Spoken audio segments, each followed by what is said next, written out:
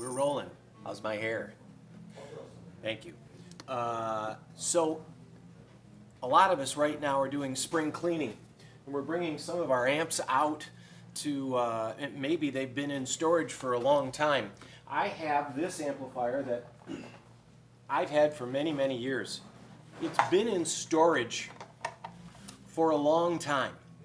So I just want to tell you, when you do take an amp out of storage, I know, wait for it, wait for it, wait for it. Huh? Is that cute or what? This is my little Gretsch amp. I haven't played it in a long time, but it hasn't been working for a long time. What happens is some of the components will dry out.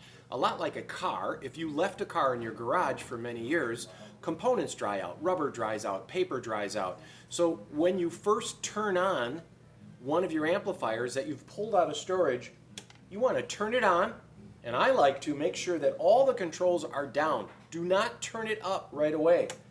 I'll turn it on and then turn it off, just to let the voltage go through the circuit, kind of heat it up gently. You don't want to hit the circuit with very strong voltage right off the bat after a long storage. So you turn it up, and you're going to leave it at a low volume so you don't get a lot of voltage before you go plugging it in. So right now I'm going to leave my Gretsch amplifier warming up a little bit with all the controls on 0, and this is important. All the controls on 0. If, as I let this up, if you have a Fender amplifier, you have a standby switch back here. So you're going to turn the amplifier on but leave your standby off. That allows current to gently go into the amplifier. Even new reissues are going to have this feature where you're going to turn the amplifier on but on standby. Then after the amp with the controls down, and this is for after storage with all your controls down, then after it warms up, pull it off standby.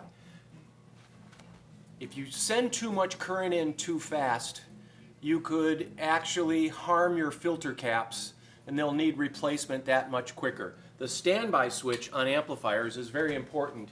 And then I'd like to say, if you have heads, anything high wattage should have a standby on the back.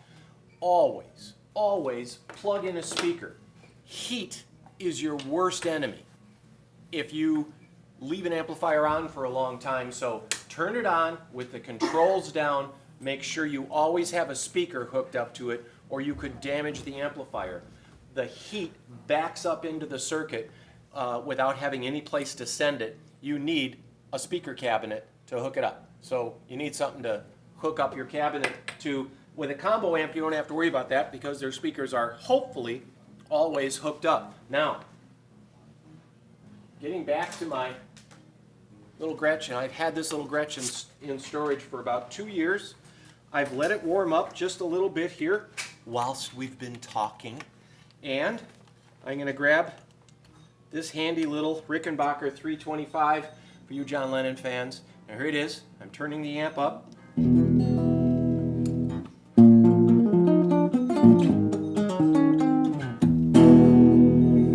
There we go. My amp has survived. I don't hear, turning it up, any crackle. The amp seems to run pretty good. Single coils aren't helping, but there we go. So, as you pull your amps out of storage, remember, turn them down to 0. Turn them on lightly. Bring up the volume on it. Let them warm up.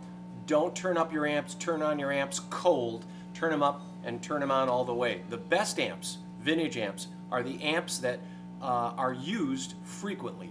They're healthier, they'll have less filter cap problems, and that's the best way to go. And I just want to point out, this is an old Fender with the AC plug on the back with the ground switch. This is one of the new reissues without the AC on the back and without a ground switch. They just don't build them like they used to, do they?